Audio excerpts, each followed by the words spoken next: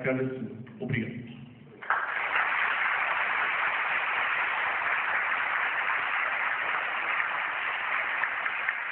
A palavra é o Dr. Nestor Batista, conselheiro do Tribunal de Contas, que irá discorrer sobre o tema mentalidade e justiça.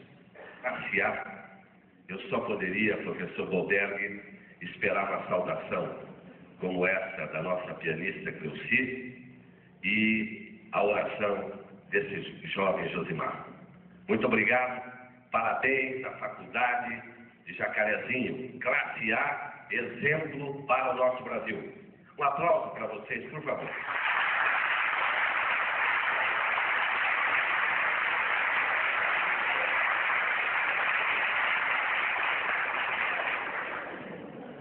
Eu liguei a televisão e lá estava a primeira manchete. Mulher rouba um pacote de fraldas e é condenada a 2 anos e 3 meses de reclusão. Cuidador de automóvel rouba 2 latas de cera, condenado a 10 meses de reclusão. CPI dos precatórios pode ter um segundo relatório para contrariar o do relator Requião, porque vai envolver muita gente grande e não fica bem para o Brasil. Aqui pertinho, na cidade de Londrina, ex-marido mata a mulher com 72 facadas, a ex-mulher, é rico, foge e não é preso, até hoje. Isso há uns 5, 6 anos atrás. Meu caro professor Goldberg, senhores componentes dessa mesa, meu amigo Zezinho, eu me senti muito honrado ao receber o convite para estar aqui em Jacarezinho nesta noite. Enfrentei na última semana uma gripe de derrubar, tinha um compromisso de receber um título de cidadania honorária de Paranaguá, cidade onde representei como deputado por 12 anos. Mas esse convite me honrou muito, não só pela Faculdade Classe A, o que demonstra o talento dos professores e o talento dessa juventude que frequenta esta faculdade, mas porque no ano passado eu já havia recebido esse convite e não pude comparecer porque estava visitando universidades do Canadá, mais precisamente as universidades de Toronto, de Montreal, de Guelph e de Kingston. E neste ano eu quase que não venho de novo, porque isso é uma coisa que eu gosto de fazer bastante, é viajar. Eu já disse para o professor Goldberg que eu não tenho fazenda, então não preciso ficar arrumando cerca, comprando trator. E o que eu ganho, que não é muito, mas também não é pouco, eu tenho aplicado em viagem e sempre tenho procurado conhecer as melhores escolas, os melhores cursos, as melhores cidades, a maneira de se aplicar a lei, por que não há impunidade, por que a administração pública funciona, por que as universidades e faculdades funcionam, por que o nível cultural e intelectual é mais avançado do que o nosso brasileiro.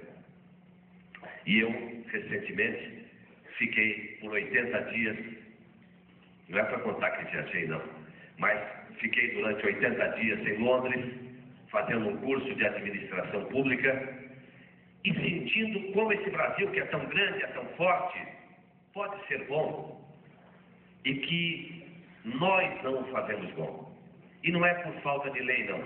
Eu tinha pedido para Simone, mas não importa porque eu não vou usar, eu só ia me referir. Nós sofremos nesse país de uma overdose crônica de leis. A coisa que mais tem no Brasil, além de espertinho, de malandro, é lei. Ou talvez tenha mais lei do que espertinho e malandro. O Pontes de Miranda, que escreveu o maior tratado de direito privado desse país nos anos 60, disse em 1980 que o Brasil tinha aproximadamente 200 mil leis. E é verdade, a cada mexida de gaveta, de estante, hoje ligando o computador, nós vamos descobrir leis que vigoram nesse país ou que deixaram de vigorar, porém são usadas ainda, e nós vamos ainda chegar a um número extravagante e estarrecedor.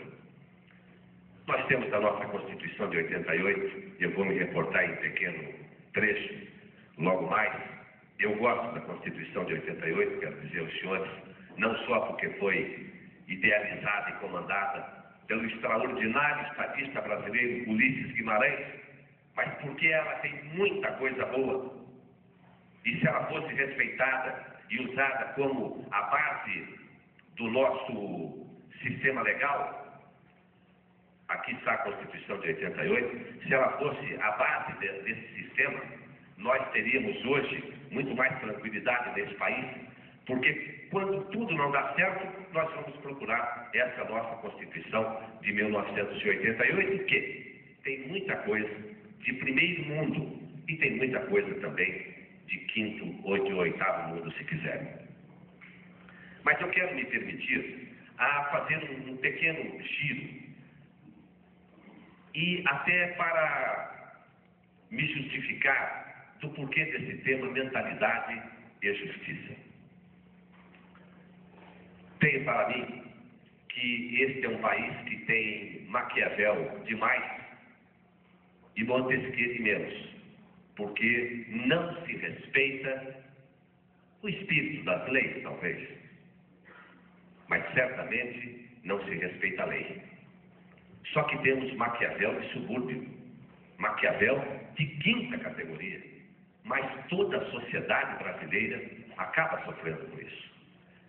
Eu poderia falar, gosto muito de direito constitucional, me socorro do professor Bonilha, que me acompanha, que é dessa região, sempre que a inteligência me falta, e não são raras vezes, não é, Bonilha? Gosto muito do direito administrativo. Eu poderia conversar com os senhores a respeito de administração pública, me socorrendo do Agileu Bittencourt, que também me acompanha, mas preferi abordar aqui, nesta hora que vamos tentar trocar uma ideia, porque eu não sou professor e nem tenho talento para tanto, mas me aventurar a relatar alguns fatos que acompanhamos esse país, porque nas mãos de vocês, isso não é conversa de professor e nem falso didatismo de minha parte, nas mãos de vocês verdadeiramente está a transformação desse país. Porque as leis já existem. As leis existem. Agora, a nossa mentalidade é o grande problema que nós temos que enfrentar. Por isso é que eu quero dar uma pequena volta com os senhores, se puderem até me ajudem. Eu vou começar pela República das Alagoas, tão famosa até dias atrás, e que continua hoje em moda de novo, não só pelo tiroteio entre polícia militar e exército. Eu estava em Londres, no hotel não, me engano, no final da escola, no laboratório da escola, e a televisão ligada, e uma professora me chamou e falou que se não era o meu país que estava aparecendo ali, era.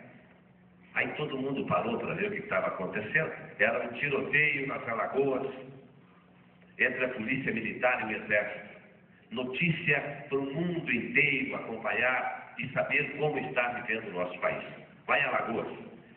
A mesma Alagoas onde o então governador Fernando Collor de Mello isentou os homens mais ricos do estado de pagar ICMS, de pagar ISS, enfim, de receber até devolução dos cofres públicos pelo dinheiro que não pagaram.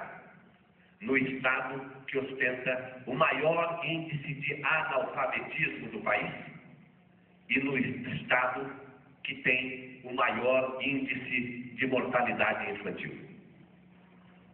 Essa mesma Alagoas nos premia com o TRT alagoano, Tribunal Regional do Trabalho, comprando 2 hotéis à beira-mar para montar o seu tribunal. Afinal de contas, ninguém é de ferro.